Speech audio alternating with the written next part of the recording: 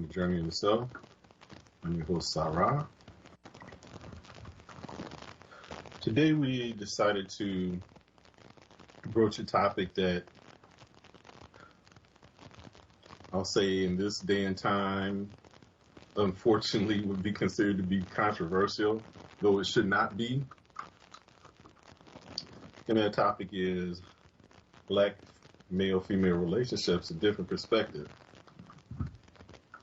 And we're saying a different perspective because this particular discussion has been broached, particularly in the major media. However, the platform primarily, if not 100%, discussed from the Black female perspective. Black men have not had a forum to be able to discuss the issues from a male perspective. Consequently, there's a misperception about the issues that are in Black male-female relationships. And we consider that to be intentional, that audience is given primarily to Black females because, as we discussed in the prior show when I had one of our guests on, we talked about how Black feminism has been used as a Trojan horse to undermine and destabilize the Black community by putting a wedge between Black men and Black women. So we dealt with that topic and we pointed out the fact that there was never any period in time in the history of Black people in this country, there was never a need for feminism in the Black community because Black women have always traditionally been empowered.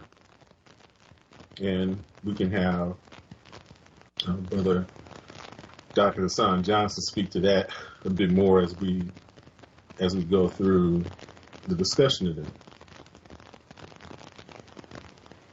One of the things that brought me to this topic is that I've had a number of conversations with men over the past couple of weeks.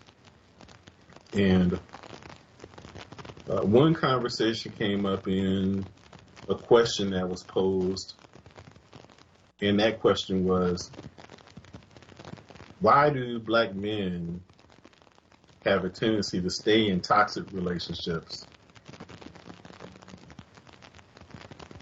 far too long? And I quickly came to the conclusion that the reason for that is that Black men have been conditioned to accept 100% of the blame for relationships. And so when we end up getting blamed by our mate or spouse, we take it on and acknowledge it. And part of the reason for that is that,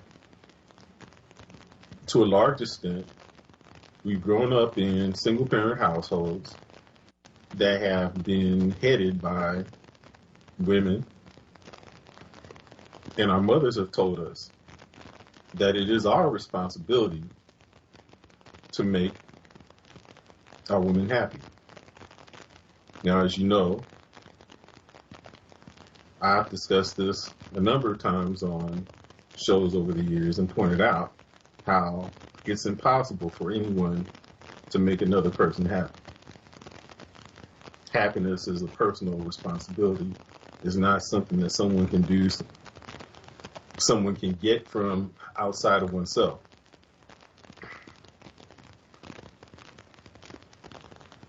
one of the other things I wanted to point out is that it's necessary for us to have this discussion now.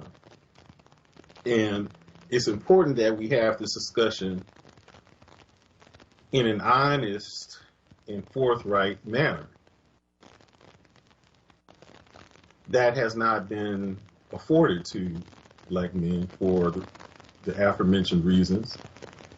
And often when we've attempted to have this discussion, it's met with a vitriolic response by black women. It's met by deflection, pointing the fingers back at us. To a large extent, we don't see a lot of responsibility taken for their part. When I say they, like women, we don't see a lot of black women taking responsibility because they've been also conditioned that it is our responsibility to make them happy by their mothers. And so we've all been victimized by our condition.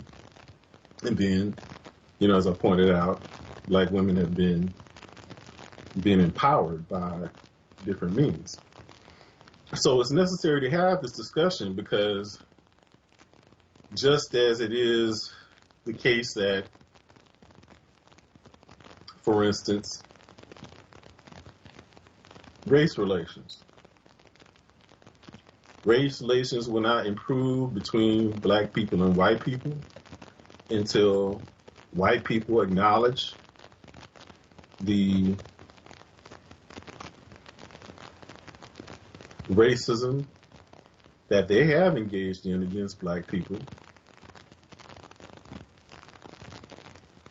They acknowledge it honestly and acknowledge the impact that it's had upon us. And so there's honesty that needs to be had and an acknowledgement from both sides. Because there's two parts to a relationship. There's two people in a relationship. So in the same way, in order for a relationship to be able to succeed, both people have to acknowledge the issues that they contributed to the problems, which again has not been the case. I've often pointed out how, when I've discussed relationships, that relationships are mirrors. They serve as mirrors for us. And the objective of having the mirror in our lives is to bring into focus the issues that we have, because they will absolutely come up in a relationship. And so the work comes in when we are able to recognize our issues when they come up, take responsibility for them, do some introspection to identify the cause, and then do the work that's necessary to overcome it. Both people need to do that, or else a relationship is not going to work. And that's the circumstances that we find ourselves in now. And that's what we're going to talk about tonight. So I've invited a couple of guests, Dr. T. Hasan Johnson, who has a show as well on Interlight Radio called The Onyx Report. I refer to him as the black male advocate.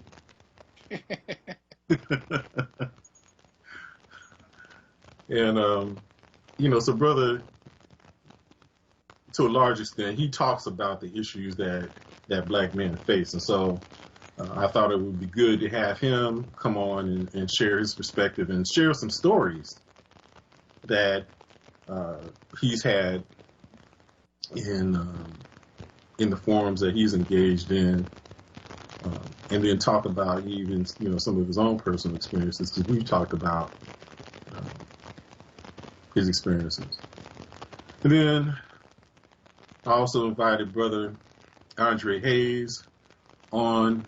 He's currently in the process of publishing a book about some of his experiences, and he will share his perspective Um, in particular, his struggles being able to be a father to his child, uh, and the hurdles that were placed in his path in achieving that objective by his former wife. And so he can recount his story and also speak to the effect that depriving him of that opportunity and the fallout of the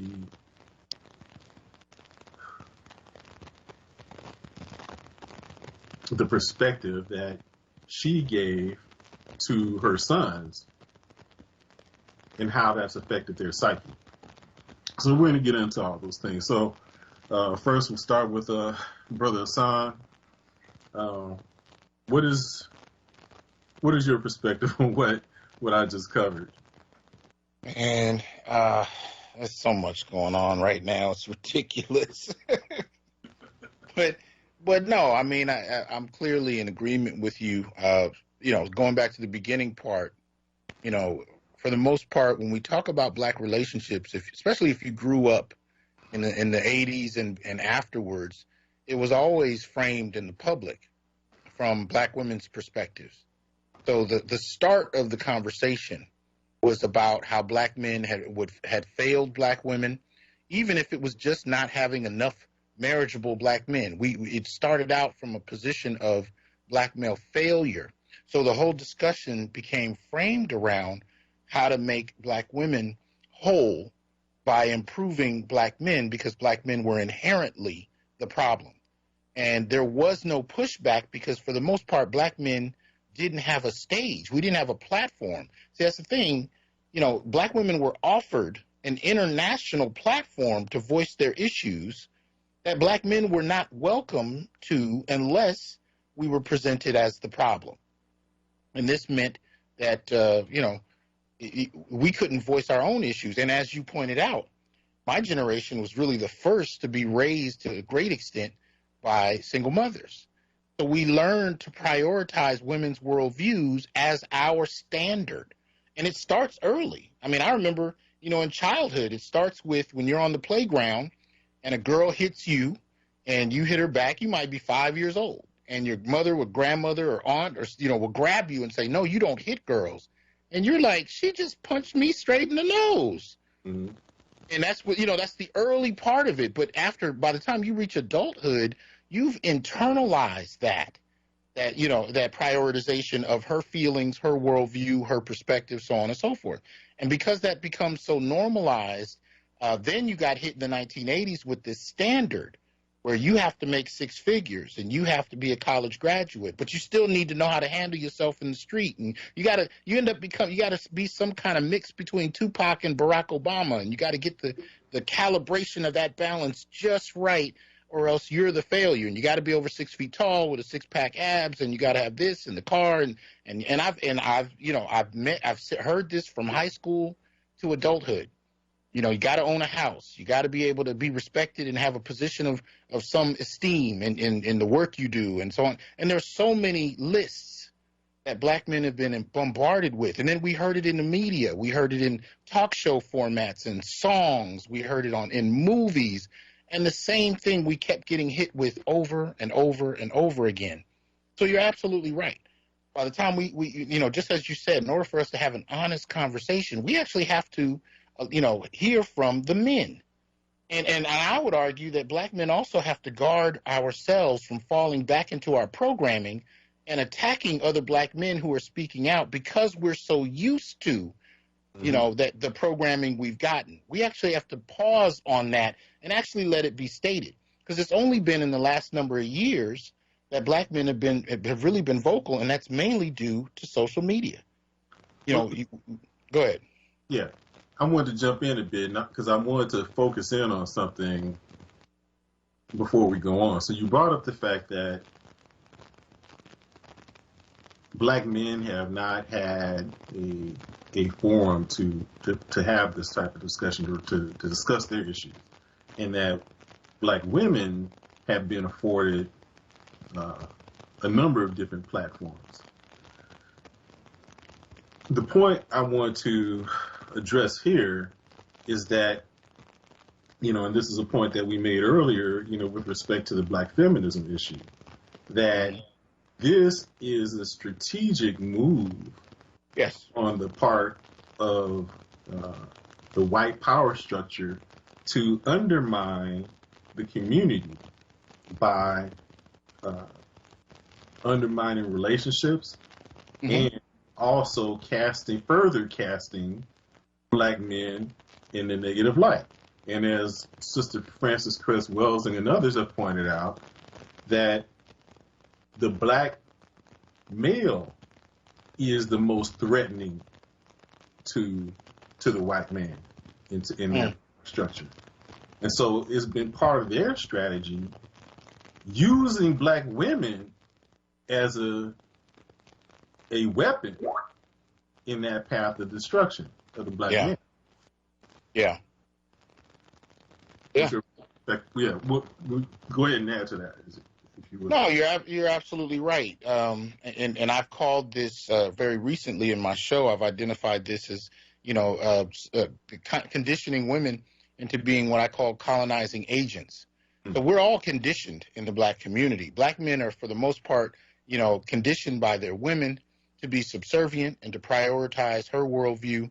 But by society, we're essentially conditioned to be replaceable, to be disposable. I mean, there was a time where we were conditioned to just be labor, but then, how much that labor is needed at the current moment, I really couldn't say.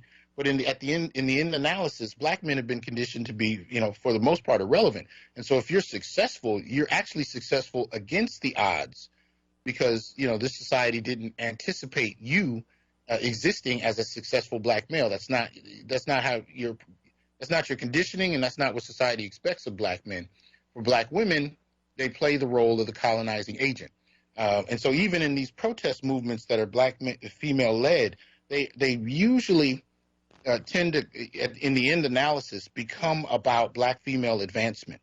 And it produces what I call a certain type of solipsism, a certain type of focus on just them that even they're oblivious to. I mean, I was just listening to, I think her name is Jasmine Sullivan, a singer who accepted an award very recently, and she was talking about, COVID and gaining weight and how she wants women to have a certain confidence.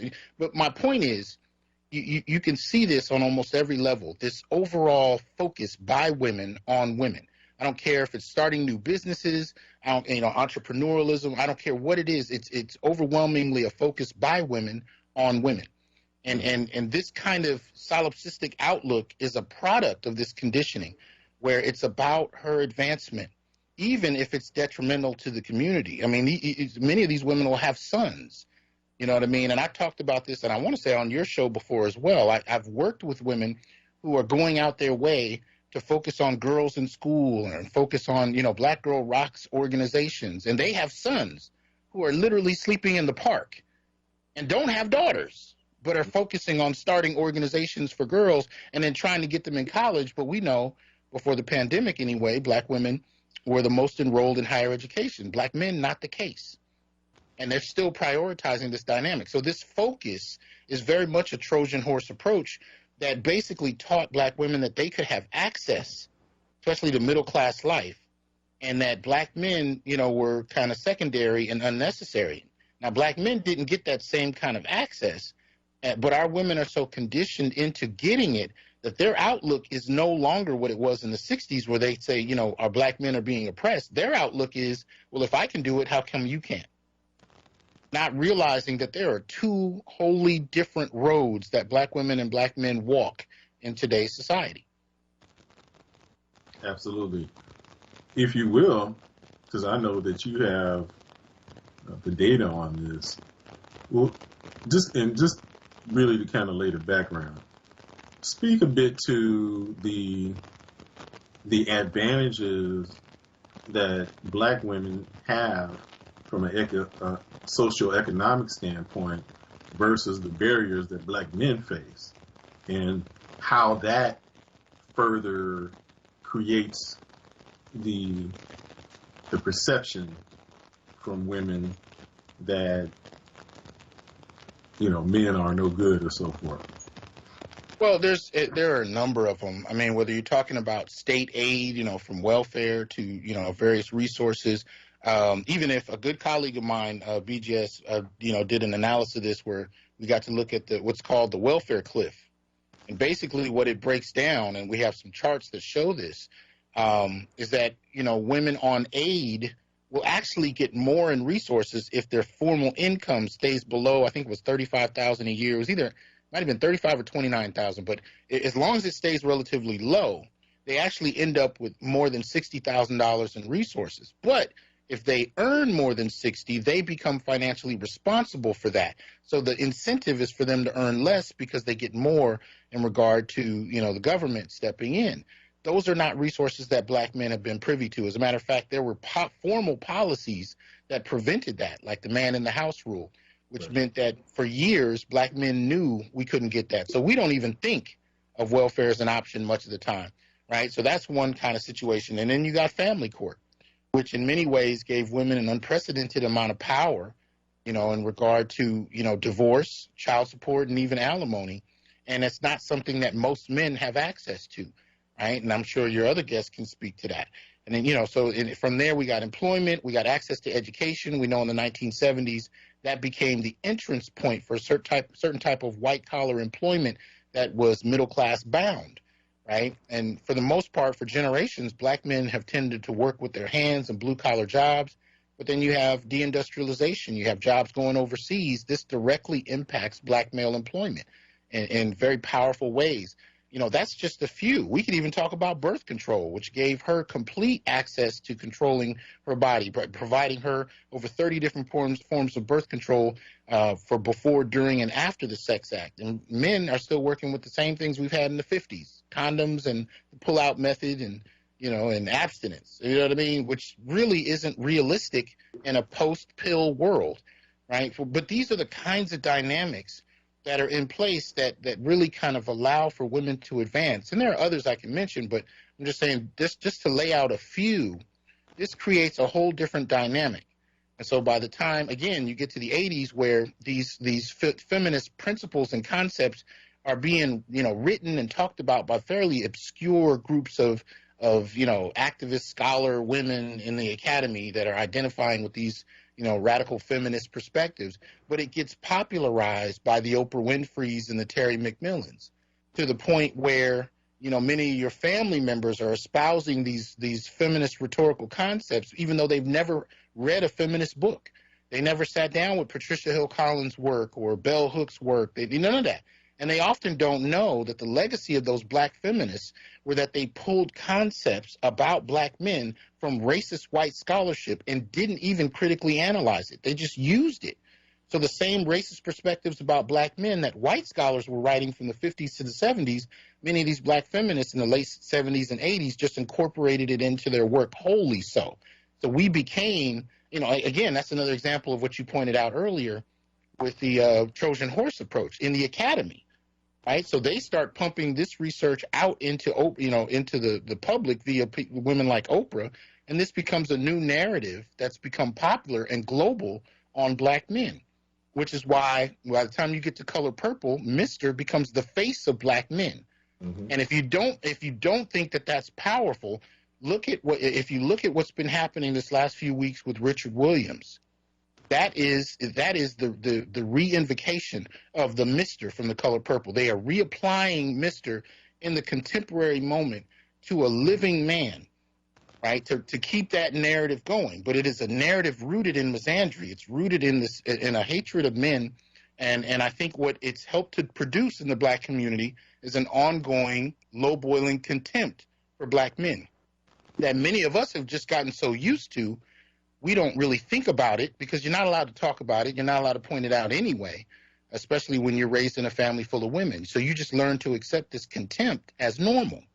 But the disrespect, the contempt, which could be anything from a micro situation like, she doesn't want to serve you a plate, or you got legs, get up and get it yourself, or it can come across as, false accusations simply because she has the power to do them that can ruin your reputation.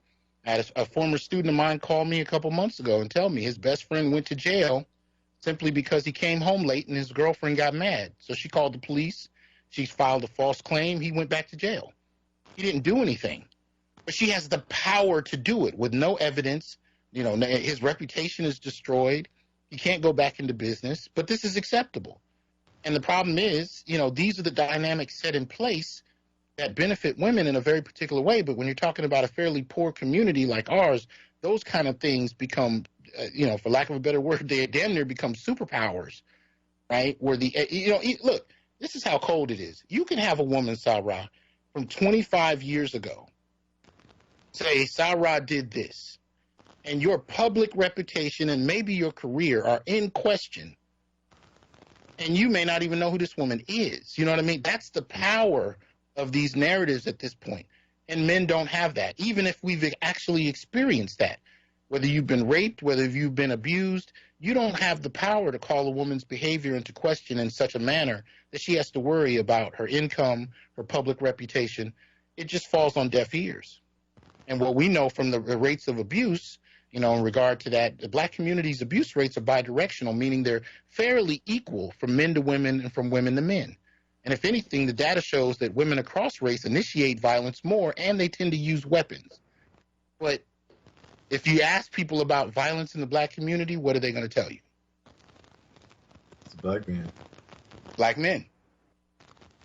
Yeah.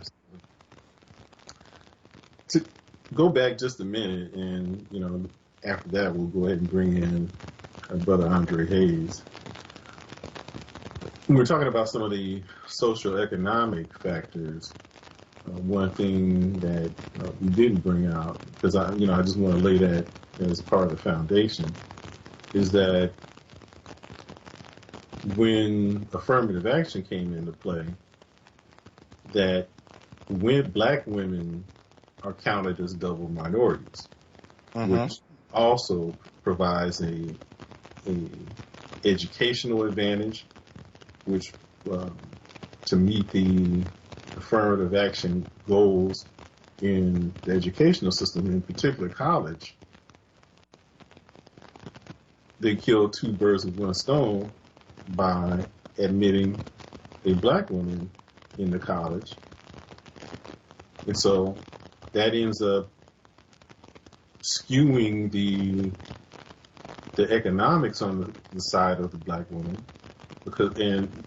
which then leads into the hiring, which also has the same criteria, affirmative action. So you have a greater pool because you have a higher level of black female college graduates. And then in the business world, hiring has the same criteria. They get double counted as minorities. So they're more inclined to hire a black woman, which contributes to the economic disparity between black men and black women, which further creates this wedge in perception. And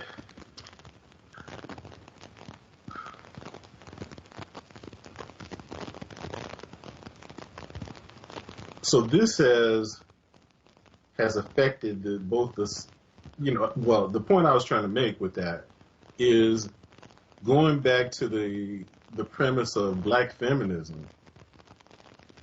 Because of these factors that we've talked about, women have had a dominant role in the black family. And so the need for feminism was never there. Men have not suppressed or repressed black women. That is a white female issue that they had with white men. That dynamic did not exist in the black community. So I just wanted to put that out there because that's something that we had addressed before.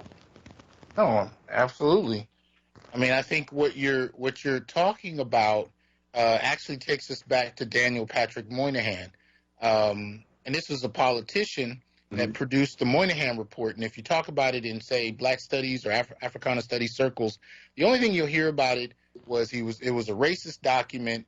It suggested that Black women were the problem in the community, and and that's kind of the extent of it. But there's actually more to it than that, because he actually pulled from the work of E. Franklin Frazier and others to actually study what was going on in the Black community. And the reason this was a question is because of what came to be known as Moynihan scissors. Basically, what they found was for every group, when their men were unemployed, women went on welfare. And when the men got employment again, the women got off welfare.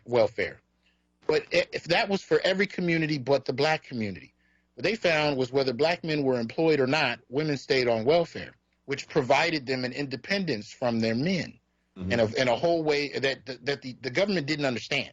And Moynihan was kind of sent in to study this dynamic because they were trying to make sense of why, regardless of the level of employment Black men had, Black women, it didn't change the family dynamic for the most part. And one of the things he ended up recommending in his report was that affirmative action be targeted to Black men. Well, we know that what ended up actually happening is that the primary beneficiaries of affirmative action were white women. And then from there, as you point out, Black women ended up checking off two boxes, both as a racial group and as women. And so this became advantageous in a particular way.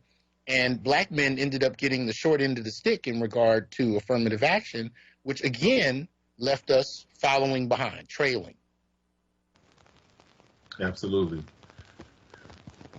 In your earlier comments, Brother Hasan, you alluded to the advantages that Black women have in the legal realm, and how they are empowered based upon the laws, which are skewed towards women, and also the perception of Black men, particularly with respect to how they're viewed upon by the police. That is leveraged often by Black women in order to be able to try to control men. That empowers them to also use the legal system as a tool in order to be able to get money. You talked about without having birth control, women can have children, which will then invoke child support, and then the nightmares that result from that, and how devastating effect that has on the Black male from an economic standpoint, and then using the children as a weapon of revenge. And so to that point, I want to go ahead and bring in Brother Andre, because those are issues that you can speak to from your own personal experience. So bring in Brother Andre. Welcome to the show, brother. What's your perspective on what I just said? Thank you very much. Can you guys hear me okay? Yes. First of all, I want to thank both of you for inviting me onto the show. It's ironic because I'm in the middle of writing my book, which is called Dad Interrupted: Divorce, Custody, and Fighting to Be a Father. And it's it's kind of biographical, but it's also a detailed account of some of the experiences that I have gone through in the family court system, which completely empowers women. But I want to address, before I start, I'd like to say, and this is a quote from Neely Fuller, Brother Neely Fuller's book, The United Independent Compensatory Code, System and Concept. I'm sure you guys are familiar with. But he says, one of the things he talks about with racism, he says, the fear, frustration, malice, and confusion that is caused by racism retards or prevents all constructive activity between the people of the known universe. So the effect that racism itself has had on a dynamic between African American or so-called black women and men is what you're seeing. That's a byproduct of racism, because it is blinded sisters from even realizing that they are being weaponized and used in our destruction as men. And what I mean to say by that is the systemic racism in the family courts, in the criminal courts. Women have been allowed to utilize that and basically become agents of their own oppression. Now, women might even argue, well, I'm not oppressing me. I'm doing something against somebody I don't like, or I'm trying to teach him a lesson, or I'm being vindictive against my children's father, but not realizing what you're doing to the father, you're actually doing to the child, because there's always going to be collateral damage that goes beyond just the damage that you do to the father. So, excuse me. So I want to talk about the female perspective or their behavior in terms of them behaving as outlaws. And I call them that in the family court system in some cases because, and Dr. Fuller, he eloquently puts this in his book.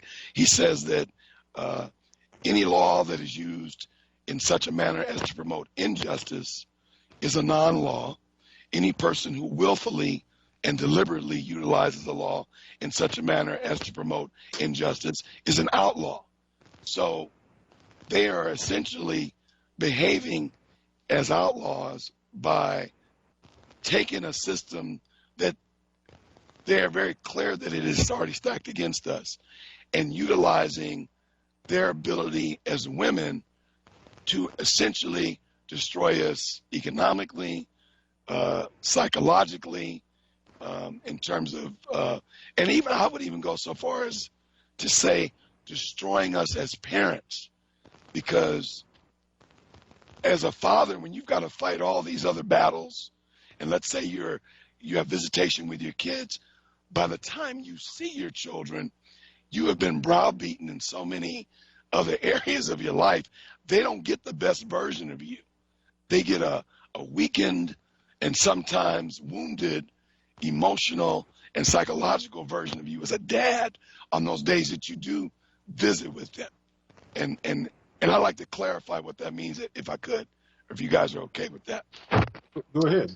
It sounds like it's, basically, what is it, PTSD or something? Yes, it is a PTSD, and what it does is it reduces you as a father to a paycheck.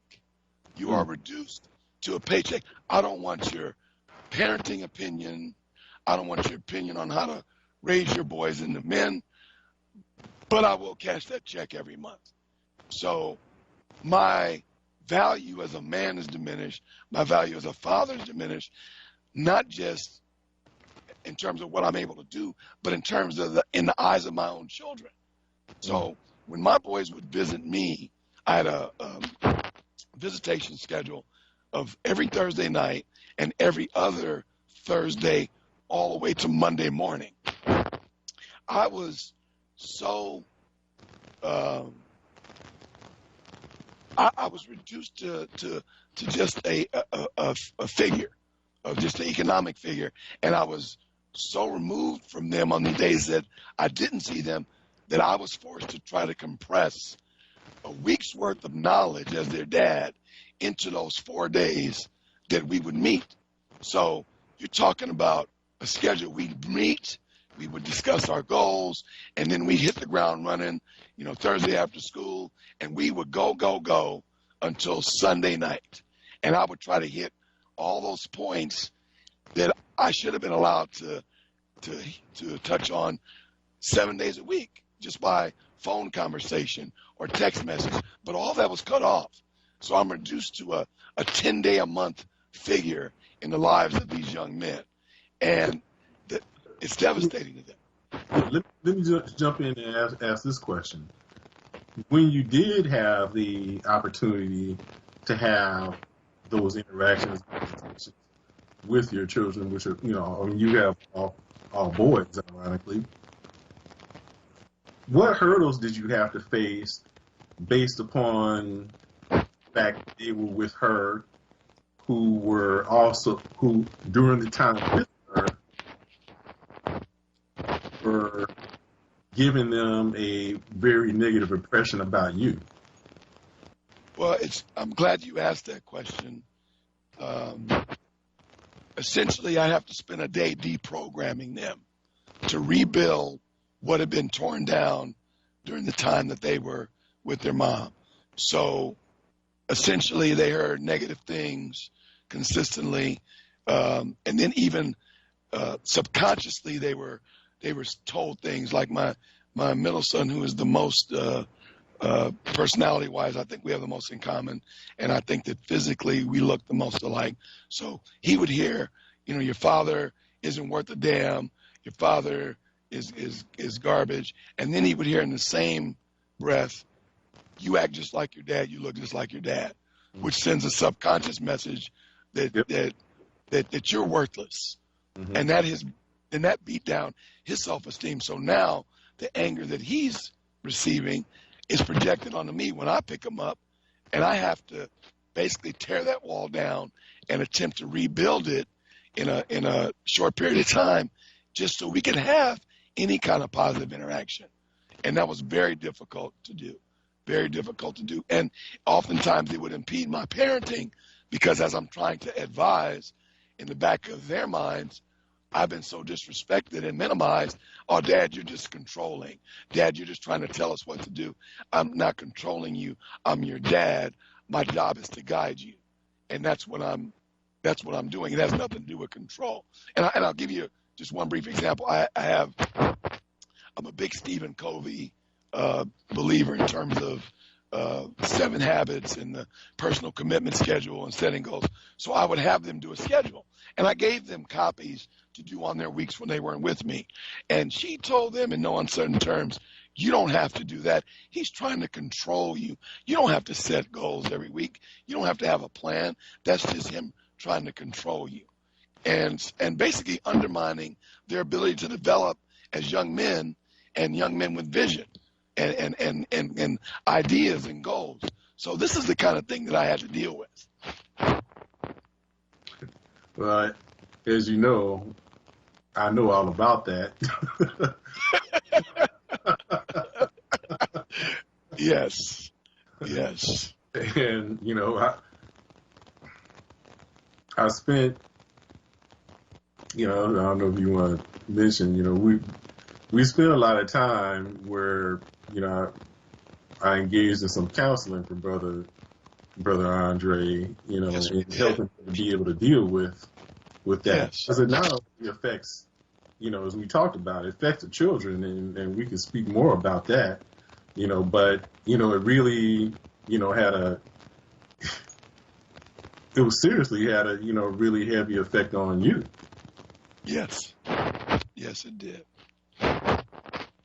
What it does to you, I think emotionally, is it deprives you of the quality moments with your kids that you can never get back. And I call them in my book, I call them the stolen moments that are taken from you that can never be recovered. And remember now, we're talking about boys that were in a key part of their rites of passage into becoming men. Mm-hmm. So these are training grounds that they're being deprived of.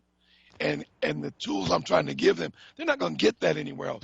She's not qualified, or is any woman, to teach a boy how to be a man. Now, I know we've heard brothers. I know Brother Charles Woodson during his NFL Hall of Fame speech talked about how his mom is the reason he became the man that he is today. And I would beg to differ, because his mom had enough wherewithal to keep him actively involved in sports. And with being in sports, he had coaches. And those coaches were his father figures that taught him how to walk, how to carry himself, how to deal with adversity, how to pick himself up off the ground, how to compete. He didn't learn that from his mother. His mother gets credit for having the vision to put him in sports and allow sports to guide him and give him these qualities that she couldn't give him. So, I think that as an African American man, because we are pigeonholed, and as you brothers have spoken on earlier, we are minimized. Our existence and importance to not just society, but to our families are minimized to a point where, our voices are not only not heard, they are silenced. They are completely and deliberately silenced, to where when we do speak, it is discounted, it's discarded or minimized, or it comes with a asterisk next to whatever we have to say. And I can speak to both of those points, really quickly. To the last, I posted, and I think it was a repost of an article that Brother Hasan had posted. The article was written by a sister who basically wrote an article acknowledging the part that her mother played in her attitudes, and the article was entitled "Mothers Can Be Toxic Too." And she raised a number of very salient points in that article about how her mother's bitterness towards men ended up affecting her attitudes towards men, and thereby affecting her relationships. To your point, and while for the most part it was well received, even by a lot of our sisters, but of course invariably one sister took great exception to it, and I don't even think that should, from reading her comments, I don't even get the impression that she read it. But, of course, she went on to attack me, and I didn't write the article. I just posted it. So that just speaks to the last point that you made.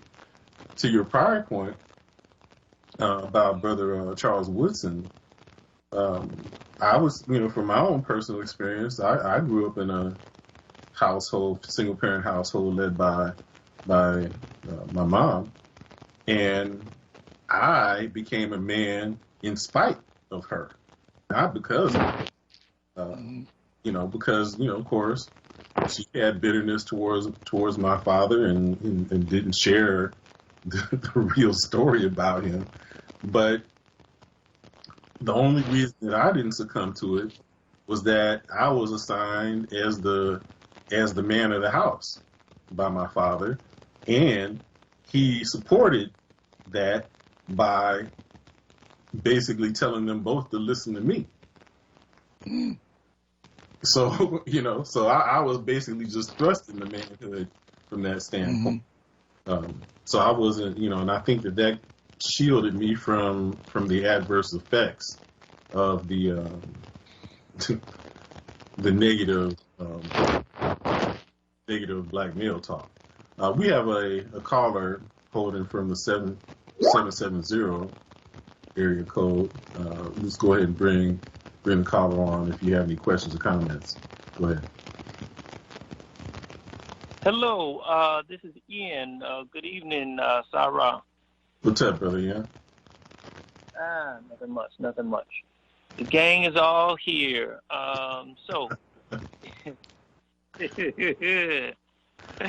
Yes, the great Sarah. It's good to hear. It's good to speak with you on this topic, and in general.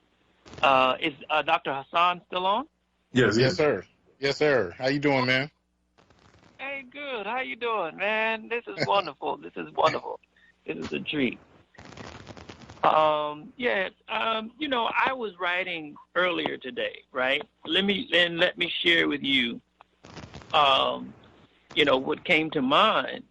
I said the problem with solving self-hate does not depend on white people changing their beauty standards to accommodate theirs. It Mhm. depends on mothers not seeing their beauty based on how desirable they are to white men.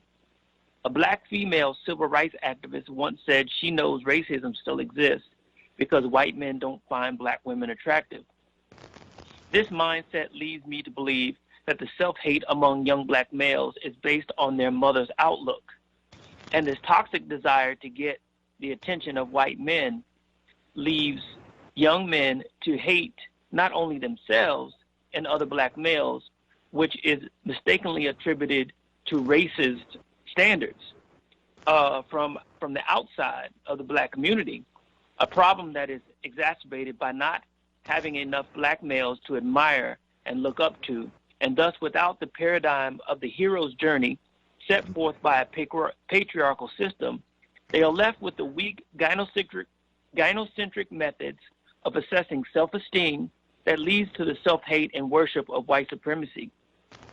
Racism based on physical identity is a fail.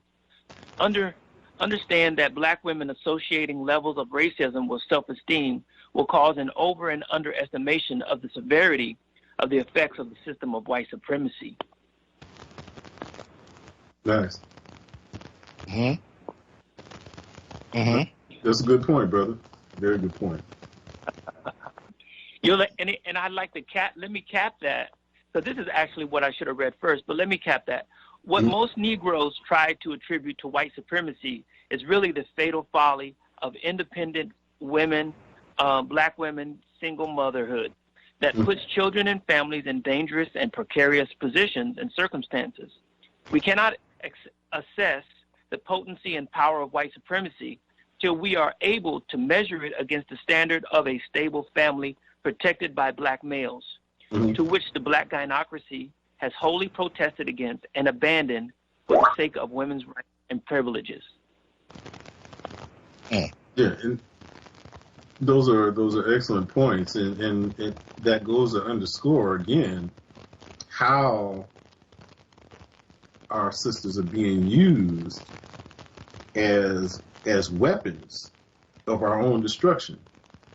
And many of them unwillingly or unknowingly, but willingly, because they've been caught up and are unaware of how they're being used in that manner.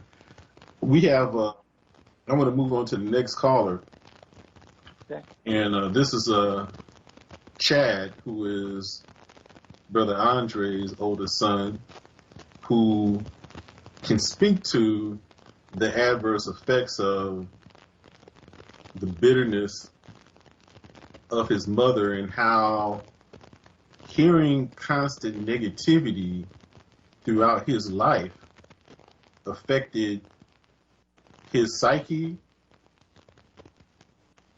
which in turn affected his outlook on life and his life experience, and also affected his pursuit of sports.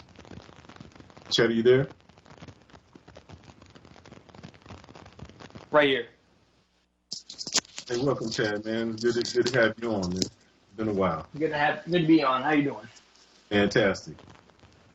That's good to hear, brother. Glad. It's been a minute. Yeah, so we wanted to give you an opportunity to share your own personal experience on, coming up under a situation where you were deprived of having the ability to spend time with your father, and while having been deprived of that, constantly hearing negative stories about him and how bad a person he was and so forth, and then also how it suppressed some of the goals and aspirations that you had. So yeah, go ahead and share your perspective, brother. Yeah. So started off first because they got divorced, and they got divorced in 2012, but they were still living together for a whole year. So when he wouldn't be at the house, she would, talk to us, because she took us to school and back. She would rant about him. But, I'm a little kid. Mm-hmm. I didn't think much of it. But one day, I'll never forget, it's the summer before we left, because she left, she didn't say nothing. He left my dad on the impression that they're going to try to work it out and that they're going to live on the same roof. But one day, it's like, I think August, she comes up to me and she starts talking, regular talk, and then she says something to the effect of, my dad wanted me aborted. Now, I'm a fifth grader at the time. I just graduated. I didn't know what the hell an abortion was. Right. So she explained it, and I'm already pissed off. So a couple of days later, I think he chewed me out because I didn't do what I was supposed to do. And I was already angry because I was still lingering in my head. And we had an argument, and I tried to swing at him. I'll never forget. And he had to set me down, and he had to explain that how it wasn't true, and then tell me that he loved me and stuff. But it was like a gravitational effect because that's the first time I actually felt anger towards him. Because as a kid, we did a lot of things together. He took me to football practice, taught me how to catch a ball, did track. He took us on trips to Washington, Ohio. He did a lot of cool things with us as a kid. So already we have this great impression of him. But from my fifth grade year to my, I want to say, junior year of high school, it was a constant tearing down of that image. And she was trying to paint him out to be something that he was not. For the longest time, from that point on, after they got divorced, and when she would have us, she would tell us things like, oh, your father is this and that, he's abusive. And she'll make up stories about abuse. And as a kid, I don't remember none of this. I'm like, well, I don't remember. And she told me stuff like, oh, because you're such a child, you don't really remember it, or you're scarred from the trauma. But I'm like, wait a minute, but he did X, Y, and that don't make sense. Mm-hmm. But then it got bad after we moved. When we first moved out, I think it was my sixth grade year. I just started middle school. And like 4 weeks into it, she just unexpectedly moves out. And a lot of the responsibility that I didn't have before fell on me. Like, example, I had to wake my brothers up at 6 in the morning every day, make their lunches, make them breakfast. I had to act like a third parent. And I'm like 13 at the time. And then with that, I had school, and I had the constant image of my dad ain't shit. It was always something negative. Right. And it was like a brainwash cycle. Like in the car, we'll just not even say anything about him. But she'll come in, and she'll have something to say. And there was one time, actually, where she went out of her way to get him in trouble. So we're at school. I'm in sixth grade still. And he wanted to come surprise me and give me a hug and a cookie or something. So he got off work early, and Mom, it was early out, so she picked me up, and I was with Dad, though. So I went to the car. I said, bye, Dad. But Dad wanted to come say hi to the boys. So he came, and funny enough, she tried to hit him and push him out the way. And, because he's a big dude, she's small, it didn't work out, so she kind of like bounced off him, but he didn't touch her. Hugged us and left. And the next thing you know, she's at the police station, and she's coercing my two little brothers, Matthew and Ross, to say that she was assaulted. Wow. Wow. And based off that, they didn't go to the school. They didn't do nothing. She went to the police. She filed a report. And that day, because I didn't really say nothing, I'm like, I don't know what happened. I kind of tried to stay out of it, but, she tried to push out of us. But long story short, there was a restraining order issued. And he couldn't see us for 4 months. And during that 4 months, the brainwashing continued. And at first, it doesn't hit you that much. But after a while of her talking, repeating, eventually you get upset, you get frustrated, especially as a little kid. And I remember I started up angry with him, and me and him would go at it. I wouldn't listen to him on purpose, and we had our moments.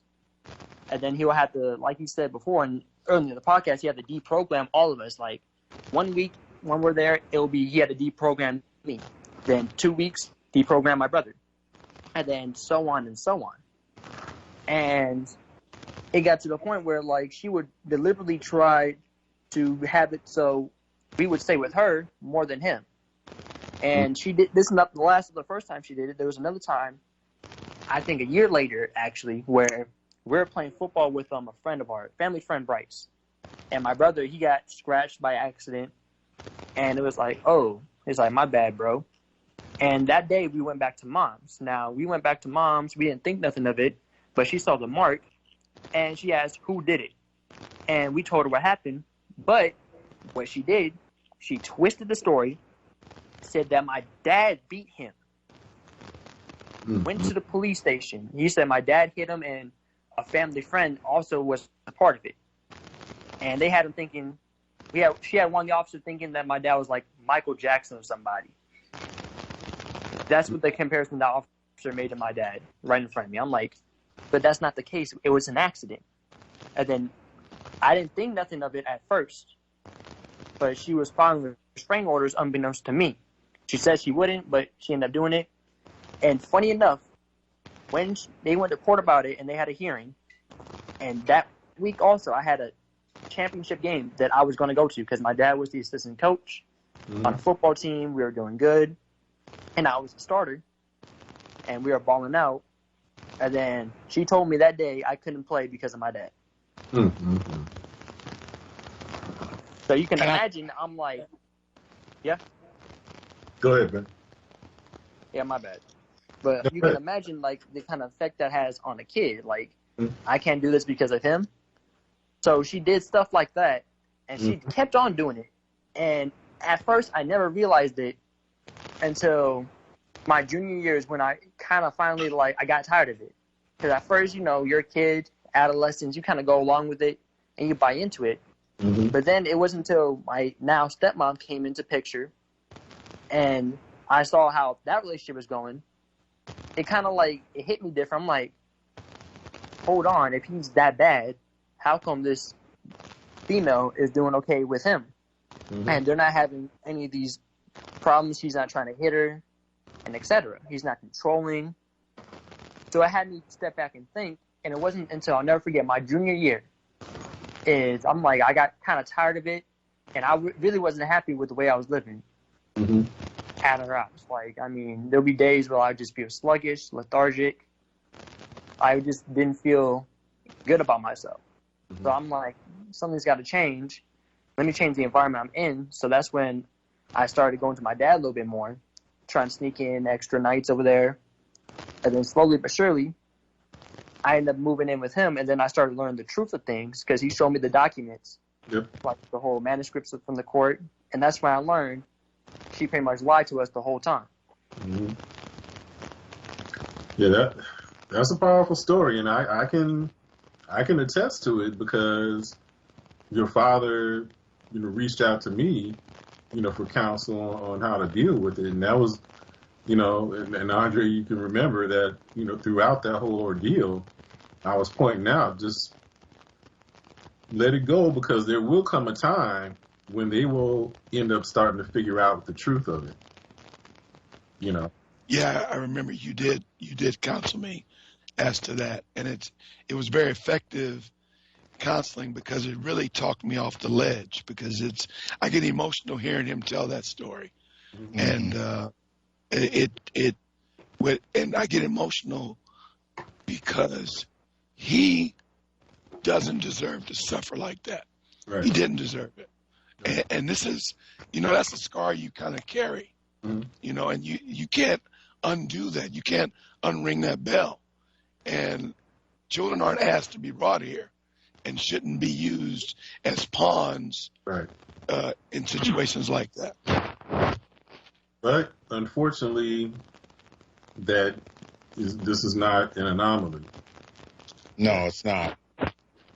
Can I say something, Sarah? Yes, please. Well, there's a couple things, and I wanted to just tip my hat to Brother Andre, especially for enduring all of this.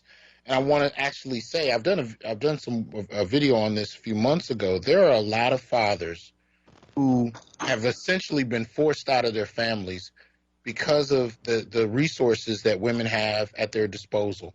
But they are actually waiting on their kids to grow up and become adult enough to come sit down and have a real conversation. There was an actor that went through this a little while ago where he was trained to hate his father. And when he finally sat down with his father told him the story of what actually happened.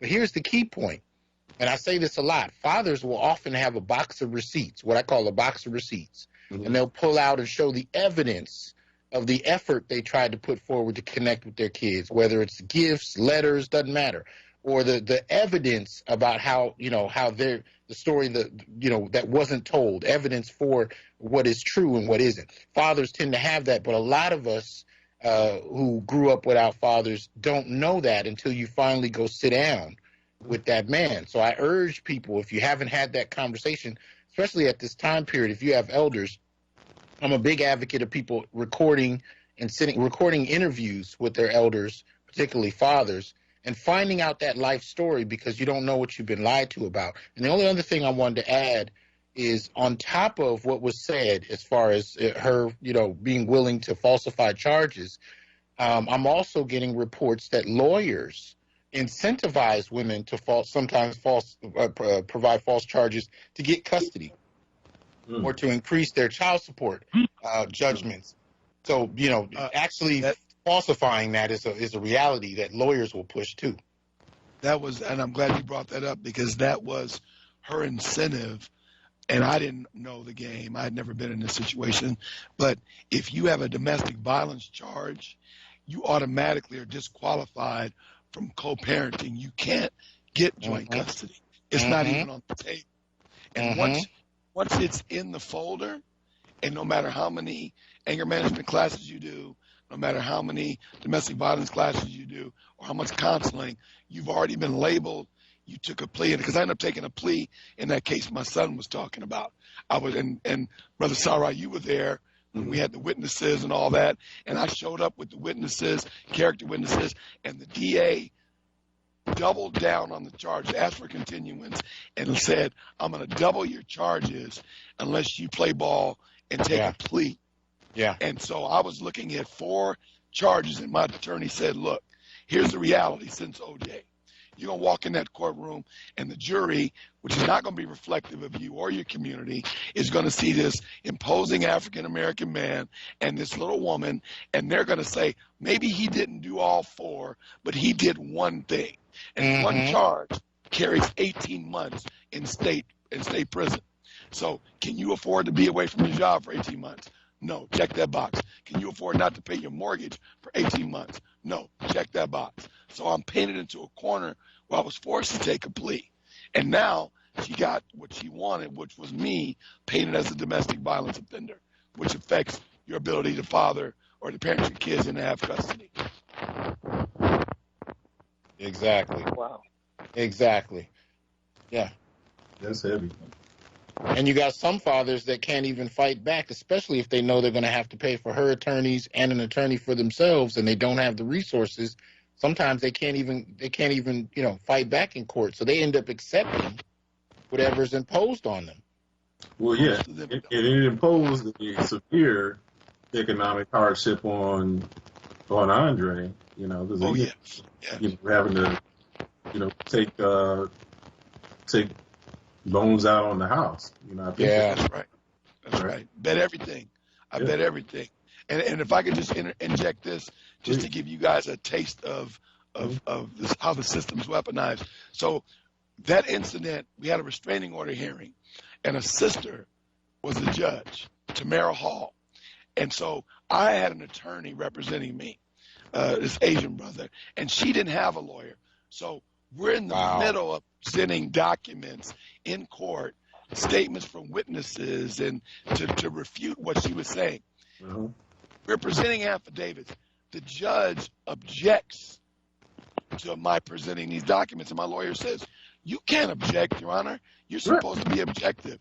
And the judge says, point blank, it's my court. I'll do what I want. If she had a lawyer, and I've got the transcripts that are going to be in the book. If she had a lawyer, her lawyer would object. So I'm going to object on her behalf. Oh, my God. And it was a blatant miscarriage of justice and abuse of power. And I'm sitting there, and my mouth just dropped. I'm paying this dude $350 an hour. We're there all day. It cost me $2,800. And she has a lawyer, but the judge is advocating on her behalf. It's just insane. This is ridiculous. I urge brothers, if you're out there and you're dealing with anything like this, if you go to YouTube, you can listen to Attorney Dennis Sperling. You can listen to the lead attorney. These are brothers that are out there talking about these kind of things. And I've even done an interview with a brother, I think it's Carnell Smith, who spent hundreds of thousands of dollars fighting back a false paternity charge, that impacted him for decades. But again, he went through kind of the same things you're talking about in court, where what he had to say was considered irrelevant before he even said it. And these are the kind of situations that black men find themselves in with no support, and people tend to just rely on what they assume to be true, which in many ways works against men. I mean, if you look at even now, there's a case a few weeks ago of this gentleman named Michael Craig, whose wife had a knife to his throat while he was calling 911, and when the police got there, they shot him. And the reason they shot him, even though she's the one that had a knife to his throat, was because they assumed because he's a man, he must have been the one that was, even though he called the police. Right. They assumed he's the one that must be the problem. Took her to the hospital, found out she didn't have a scratch on her, and ended up, just going from there.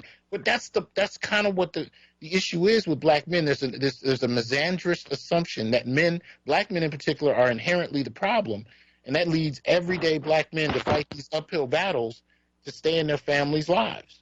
Right, and that is also a source of empowerment for the women, knowing that it's going to be assumed that the perpetrator is the man. Yeah. Well, I think And to if I the may- point. Oh, go ahead. I'm sorry, son. If I may to add to this, because this is now, because I hear you guys, but also to add to it, the modern day women in the court system is only getting worse than how my dad experienced it. You guys know the story about Brittany Reiner, by any chance? Yes. Yeah, for the viewers that don't know, she's a so-called Instagram model. Now, what she did to somebody was, there's a NBA player by the name of P.J. Washington, who plays for the Hornets now. Now, in college, when he was 18, keep in mind, she's about 8-9 years older than this man. She scouted him, groomed the little boy, and waited until he got to the NBA and got drafted. Then she had a baby with the dude. And now she had the baby. She left him and is now getting over $200,000 in child support and using the baby as a cash cow. And the cool part is she's open about it. It's not a secret. She is blatantly open about it, and she's bragging about it. And PJ actually tried to use it as evidence, but it was rejected in court. So it goes to show you that it's not even just about that. Now you have women out here that are trying to get pregnant. It can even be having you guys or anybody else. They're trying to get pregnant and use the baby as cash cows. Yeah. And that's not a new phenomenon, by the way, but you're absolutely right that that's definitely taking place. I had a debate with a brother, because I think what some black men will do in the midst of hearing this conversation in response to it is what we've been conditioned to do. They'll say, well, we got to have balance. This is just too much critique of women. We got to have some kind of balance. And what I try to explain to them is, again, you have to put that conditioning to the side and actually listen to what brothers have gone through. Because at some point, we do have to be able to critique black women. Because the last 40 years, it's all been black men, the way Sarah's been saying. So I tried to tell him, you got to be careful, or else you're going to come in here and start attacking David while Goliath is jumping into David's behind. And, and the brother I was talking to said, well, no, that black women aren't Goliath. That's white supremacy. I said, no, the Philistines are white supremacy. But Goliath is an agent. He's actually been sent to accomplish a task, and our women have been used in that way. I mean, especially when you go back to the civil rights era, the reason that was so important on one level is because it was the first time you had global media paying attention to this small little black community, where they saw, kids and women and older folks being attacked by dogs and police officers. That gave America a bad image. And so now all of a sudden you have this small community with the world's attention. And that meant that black folk had to be dealt with in some way, shape, or form because it gave them too much power and embarrassed America. That was right around the Cold War, and America was trying to tell the world we are the standard everybody should follow. But then you got these little black folk in the South being attacked by cops and Klan members. So from there, monetizing, incentivizing, and prioritizing the women, that quelled a lot of that activism. Now, I mean, look at the activist movements we have now. They're primarily by black women for black women. That's right. Black men are only important to get attention when we die, and then they bait and switch the conversation to something pertinent to them. This was the agenda because it defangs the black community, and our blackness, our politics, everything simply becomes about her advancement. Right. And it reduces it from the what should be the We Too movement and makes it about the Me Too movement. Yeah. What you just described was basically the Black Lives Matter organization is one of those organizations that leveraged off of the suffering of black men and suffering and killing of black men to also to advance their cause for black feminists and transgender, lesbian, advocacy, so so that movement ended up being circumvented.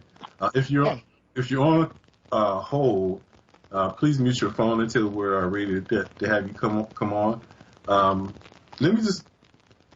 We'll come back to some of this discussion. There's a couple of people on hold wanting to come in. So, Brother Jamal, go ahead and bring in the next caller.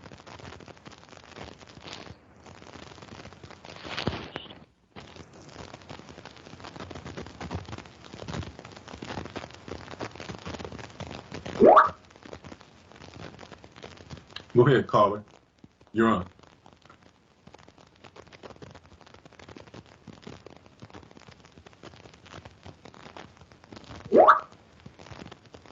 Okay, so that's Brother Keating. Okay, come on up. Come on in, Brother Keating.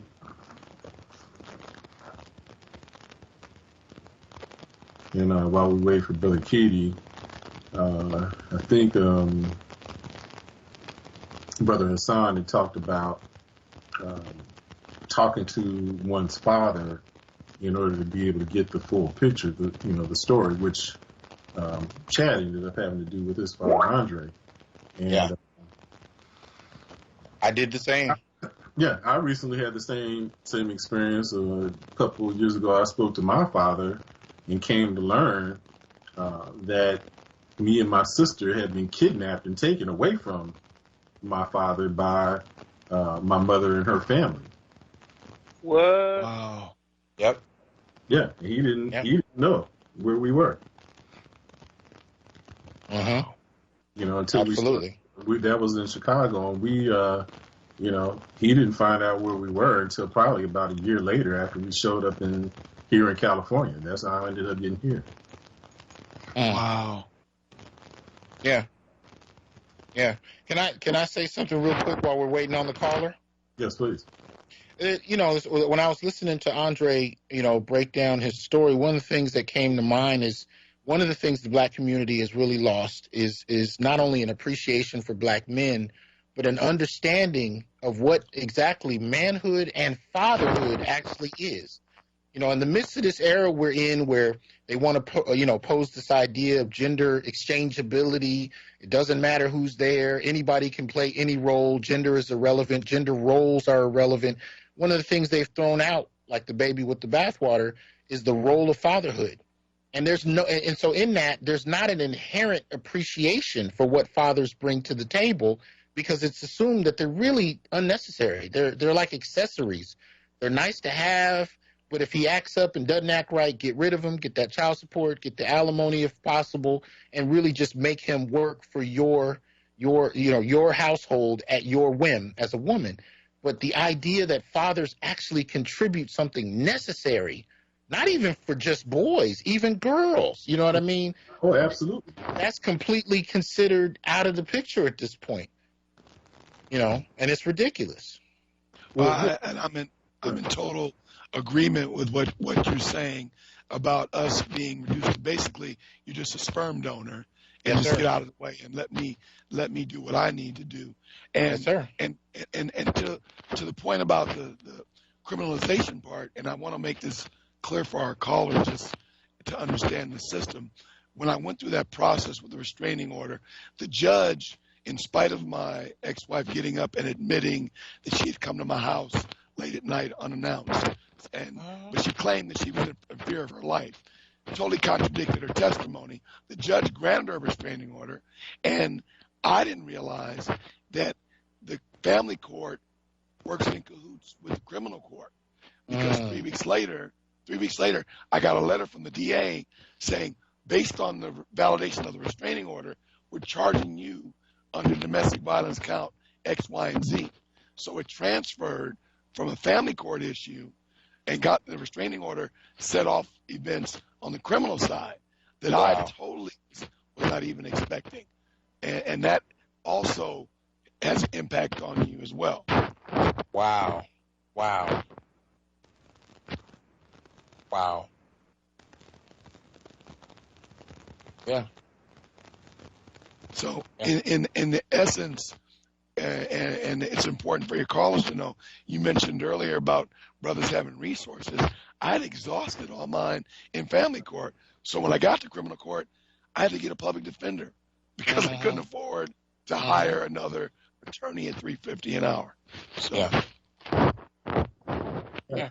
And so that underscores the economic impact that this ends up having, it's on black men who don't have a lot of resources to begin with.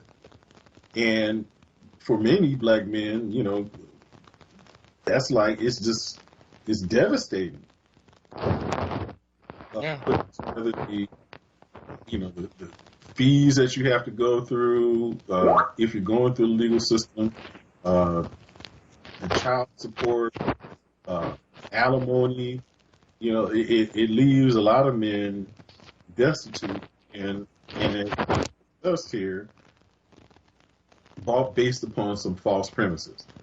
We finally have another caller in from the 310 area code. Caller, go ahead and ask your question or add what you want to the discussion.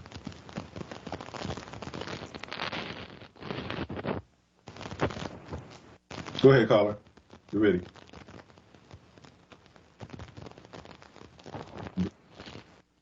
Hello? Yes, go ahead. Oh, this is, my name's Derek Taylor, and I'm a friend of Andre's. Mm-hmm. And I'm going through a very similar situation. We talk about this fatherhood thing. And I've got plenty of stories, just like some of you guys have talked about tonight. But I guess my question is, how do we make changes to the system? How do we hold these women accountable for their actions? As Andre said, his ex was able to gin up false accusations and, have, poor consequences for his situation. I've been in situations where, not directly the same, but where my son's mother can come to court and lie, and obvious lies, and nothing be done. And when I try to tell my story, I'm laughed at. So I guess my question is, what do we have to do as men to try to move this pendulum into a little more of a fair situation for men's sake? Well, I'm going to defer to Brother Hasan on this one, but the first thing that I'm going to say before I defer is point out that we're doing it now. By the first part of it is discussion and bringing the issue to light, because up to this point, it's only amongst brothers, one-to-one, we may have been able to have that discussion, but it's only now that men are taking the opportunity to bring these issues to light. And we need to continue to do that because, up to this point, as we pointed out, it's been 100% one-sided where men have been cast as the perpetrators, men are the problem, and that has been so ingrained in us that even men advocate on women and blame men for the problems. That's just how deeply ingrained it is, and that's evidenced by what Andre's son Shad shared with us. And had it not been for the fact that he had the opportunity to speak to his father and learn the truth, he would still go on having this negative perception of his father and thereby in projection on black men. And I can also attest from personal experience, having been around constant denigration of men, black men in general, denigration of my nephew's father, that has also contributed to him basically being gay. Because after being exposed to that on a constant basis, looking at himself, I'm a black man, and I'm hearing black men are dogs, or worthless, or whatever. He doesn't want to identify with that. So it needs to come, the first step is bringing it to the forefront like we're doing right now. Go ahead, Brother Hasan. Well, I think that there are at least two levels of responding to these issues, what I consider one to be social and one to be political. On a social level, Sarah is right. These shows that we're having, these discussions we're having in public, which we really couldn't do in the 80s and the 90s, is an important part of this. Part of the reason it's important is because there are those of us out there trying to create the terminology and the concepts that are from a man's perspective so we can actually articulate ourselves. I can't tell you how many brothers have reached out to me to say, I went to Thanksgiving dinner and usually it's, all the women in my family will just browbeat us down into quiet, into silence and shame. But now that we can actually articulate ourselves and break down our points, it's a whole different response. You know what I mean? So that's an important part of it. Also, there are whole movements that you can find on social media, particularly on YouTube.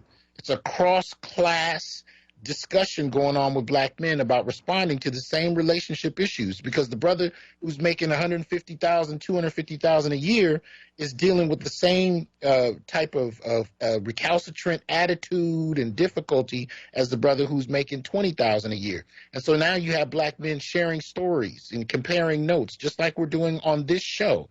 And brothers are having these conversations. So now you have brothers that are either, and it's all over the place. Sometimes it's a messy discussion, but it's necessary and it's overdue. So some men are abstaining from relationships. Some are challenging women on their entitlement. Some are going out of the country to find mates. There are all kinds of responses, but the discussion is happening that needs to happen. Now, on a political level, and I should say even some are not even dating single mothers. There's all kinds of dynamics. But on a political level, if you go to newblackmasculinities.wordpress.com, what I have on there is what's called the Black Male Political Agenda. And this is a sort of compendium of policy ideas that black men have written. I did not write this, but it is my blog. I posted it there permanently, and black men have contributed policy ideas to refute some of this. And the very first bullet point, the very first policy idea that has several different bullet points, and it's the first out of about 14, is on family court reform, specifically to deal with a lot of the stuff black men and Andre, for example, has gone through. So brothers are contributing to this, and we're hoping that at some point we can transition this into, policy activism. Because think about it. When Biden was running for president last year and Kamala, and they were going around courting the black community, they already knew they had black women's votes just because Kamala was on the ticket. But every now and again, they would have these sit-down sessions with black men. I think they were calling them like barbershop sessions. And when they started asking black men what they wanted politically, most black men didn't have an answer beyond a generic black community kind of focus. Well, when you actually start to read through the black male political agenda, what my hope is that black men themselves can start actually using these to push arguments that specifically deal with black men's experiences and advocate for us in a whole new way that we've really never seen. Because prior to now, we had this idea that we were, just a coherent black community. So if you asked a black man politically what was necessary, he would talk about things that benefited the community. But like we discovered with Ice Cube last year in conversation with Vivica Fox and a number of those women, black women have a whole different agenda. They do have a black agenda, but they also have a black woman's agenda. Mm-hmm. And they're really, black men haven't really started to talk that way. So when I asked the question, I found out that actually there are a lot of ideas out there we just didn't know that we needed to push for them. So, that'd be my response to that. Excellent. Andre? Yeah, and if I could add to that on the social side of it, and Brother Hasan, that was very well put and laid out, is from a emotional, psychological standpoint, you can't see the generational damage that you're doing by hurting these children, because their scars, or they're going to carry that into adulthood. They're going to become dads, and some of it will become the self-fulfilling prophecy. All I've heard was, men ain't worth a damn, men ain't shit, excuse my language, and I'm a man, and eventually I'm going to self-fulfill what I've heard my entire life about my own father, and essentially I'm going to start to internalize that subconsciously, because now I'm going to go out and measure my fatherhood or my manhood by sexual conquest and irresponsibility and all these other things, partly because of what I heard, but also because of what I've missed from my own dad that I was never taught, because he was removed from me as one of my advisors and my mentors who were supposed to shepherd me into manhood, and he just wasn't there for a variety of reasons. So there's generational issues that you can't calculate. There's no formula, but we know it's out there. We just don't know what the impact is going to be, but it's not going to be positive if we don't change that. Yeah, what you said, brother. But see, and that is the reality for black youth who grow up into manhood, who don't end up learning the truth, right? So that's one impact, from a psychological standpoint. Then you have the situation where with Chad, for example, who then learned the truth after having had the opportunity to speak to their fathers, which will then in turn create a negative perception of women, which then perpetuates this division between black men and black women, which is why it's so important that we have this discussion, because we need to break this cycle. And if anybody really has any honest intention on reconciling this issue, then this needs to be discussed. And so I'm not open to hearing about how this discussion is contributing to the problem. No, it's not. It's necessary. Right. So don't waste your time coming on and getting on my Facebook page and trying to come at me for bringing this up, because you speaking on deaf ears. I'm not trying to hear it. What we're trying to do is come to bring this out to the forefront so that we can deal with the issues that we have and be able to bring about a reconciliation. Yeah. Sorry. Go ahead.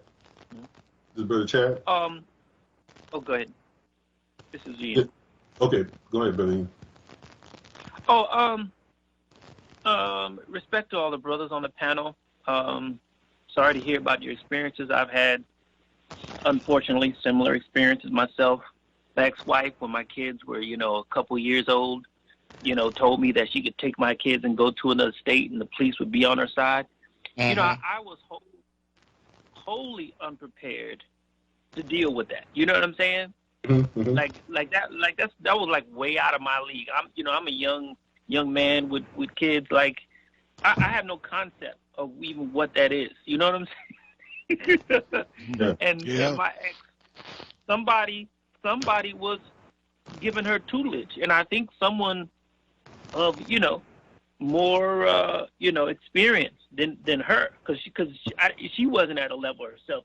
So it's like she had a network, I think, that was helping her to be this level of power and control over me. She didn't have it within herself, Mm-hmm. But that's that culture of misandry, because we know the network, the mothers, the cousins, the grandmothers, the sisters. As soon as she's upset and meets with the family, they can begin to give her advice about how she can hurt you and amass power using the system in ways that you don't have the option to use. And I'm not saying this because Ian doesn't know it. Ian knows it. I'm just putting it on the table. We know what that network is, and that's that low boiling contempt that I talked about. It doesn't just come out, at you when she's angry. I'm talking about the ways that's part of the culture at this point in regard to how black women see black men. Right. And my anger has been to some degree, so on a personal level, how it's affecting me, but also black men deal with white supremacy in more of a matter-of-fact way than females. So what's happening to a large degree is that what our women are doing is stopping us from being able, as I said before, to really fully assess what white supremacy is and to what degree it is really destroying us, as a family, as a culture, and so on and so forth. So it's like we can't even fight for our rights until we get our women under wraps. I mean, that's really just what it is. I mean, a lot of people are pro-black, but and even in the reparations movement, like until we deal with black women, no good is going to come to us as a black community and as a black family, and that's just the reality, because we don't have the wherewithal, to deal with white supremacy, or on an intellectual level to deal with white supremacy, because white supremacy should be judged family against family, but that's not what the case is. In this case, in case of black people, it's white supremacy against black man, white supremacy against black boy, white supremacy against black girl, white supremacy, but that's all by design, based on the fact that the black woman will not come to the table and allow us to deal with white supremacy in a partnership in a Right. sense. Well, yeah, and see, and part of the problem with that is that black women have been economically incentivized Right.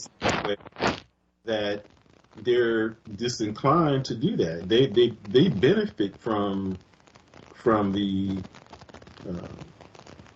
turmoil. They benefit from the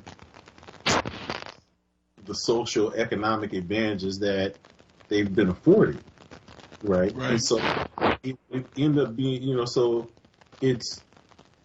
they would end up being forced to make a sacrifice to those things which many are unwilling to do. And, as we pointed out, they're acting as unwitting weapons against black men with the objective of aiding white supremacy, objective of destabilizing the black community by subjugating black men. Let me say this. Even in the case of black boys not being able to read at the rate and at the grade level they're supposed to in math, Black women become pro-black. So what black women do, they become pro-black so they can shift the blame, say, oh, that's white supremacy. You see what I'm saying? So as black men, we can. It's like moving parts. We touch white supremacy, and then we're touching the black woman. We touch the black woman, she puts it off on white supremacy. So in our case, as black men, we're never going to be able to get out of the hole because white supremacy is blaming the black woman, or blaming whoever, and then the black woman is pointing the finger somewhere else. So we can never really fully address the situation. And unfortunately, we as black men, we want to be pro-black, but we don't understand that being pro-black means mostly shifting the blame. Yeah, there is white supremacy, but we really don't know what it is. Not until we get the family intact and we can line up on the football field man for man. Well, yeah, and so, but that goes back to the fact that the objective is to prevent the black family from being together by using these tactics and using women as weapons, to basically destabilize the community by subjugating, the black men. And that's why it's so important for us to engage in this dialogue so that we can have a deeper understanding, if you will, of what the issues are. And once we're then able to lay out issues on the table, then we can go about addressing solutions.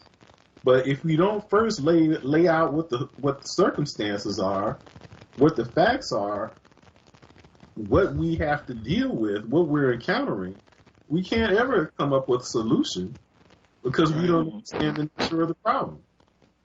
And so this forum is helping us to be able to discern what the actual problem is so that we can go about crafting a solution to it. So we have about 10 minutes left here. So I think we need to go ahead and start to wind the discussion down. I want to thank Brother Dr. T. Hasan Johnson, the Black Male Advocate, for joining us on the show. He's doing a show tomorrow night on his show here on Inner Light Radio, the Onyx Report, where he will continue to discuss the issues that the black men face. And brother, if you want to go ahead and do a short promo as to what you're going to be dealing with on your show tomorrow night. Oh, well, thank you, brother, and I appreciate you having me on. Yeah, the show tomorrow night is actually dealing with, black mothers trafficking their daughters to be in relationships with black men.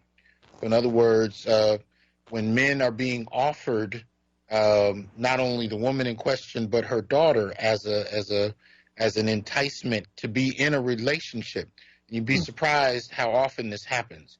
But we'll be dealing with that tomorrow at 5 p.m. Pacific here on InnerLightRadio.com as well as on YouTube and Facebook. Yeah, tune into that because that's a very heavy topic, but it's an issue in the community that has not, really been brought to the surface. So do tune in to Brother Hasan's show tomorrow night, the Onyx Report. And Brother Andre, you want to go ahead and share again the book that you're working on, and if you have any information about it might be available. Yes, first I want to thank you, brothers, for having me on. Well, usually monthly, we have a dad's group that meets. And you can reach me on my email, which is andrehayes50@gmail.com. That's Andre Hayes, the number 50@gmail.com. And it's basically, it's called Dad Interrupted, but it's a support group where we discuss these issues. And also, the book is going to be going to print this spring in March. And I'm in the process now of interviewing men who have gone through this process. I've got about 6 interviews in the can. I'm looking to get 12 it's taken on a life of its own. So if there are any men out there who are interested, who would like to be interviewed, please contact me. Much appreciated. Okay, I'm sure Brother Hasan might be able to turn you on to some of those brothers who share their stories with him. Sure. And then, as well, if you feel like these circumstances that we've talked about tonight have had a psychological toll and emotional, then please do reach out to me. Both Brother Andre and Brother Hasan have reached out to me for counsel, and it's been beneficial to them. So do reach out. If you find yourself in the need of counsel, you can reach me on Facebook by the instant messenger. I'm Sarah, 2 words. And, and also I do have 2 books out, not on this topic, but I think that you will find them beneficial to you on your daily spiritual walk. That's the Book of Light and Luminous Wisdom, which you can find on Amazon. Brother Sirach, could I interject one more thing before we Mhm. wind down? And just for the audience, his books are so important a component in your struggle to deal with this, because you have to be able to go to a spiritual level to deal with this. There's no way that you can rationalize or come up with these solutions on your own. And he has been very helpful with helping me do that through that process. Amen. Let me ditto that. I was just about to say that not only is this it takes an emotional toll and a mental toll, it's taking a spiritual toll, because it feels like we're living in a fantasy world and an illusion, because we're the only group basically of men that are living this dynamic without our counterparts to balance us as human beings. That's right. Yeah, I agree. And being able to talk to Brother Sarah has been a huge resource, because there's very few people, willing to have the conversation in this manner that arms brothers spiritually for what we're dealing with. Yes. Definitely have to be spiritually armed. It's the only way you're going to get through this. Mm-hmm.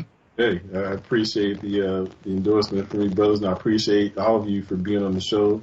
My brother Hasan, Brother Andre, Chad, Brother Ian, and and all of those who called in. So again, do reach out to me, because I can guarantee you that I can help you.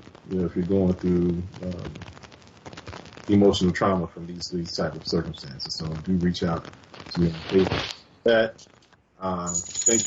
Thank everyone for listening to the show. I hope that you found this beneficial and informative. And we'll see you again next time here on Journey in the South. Hotel.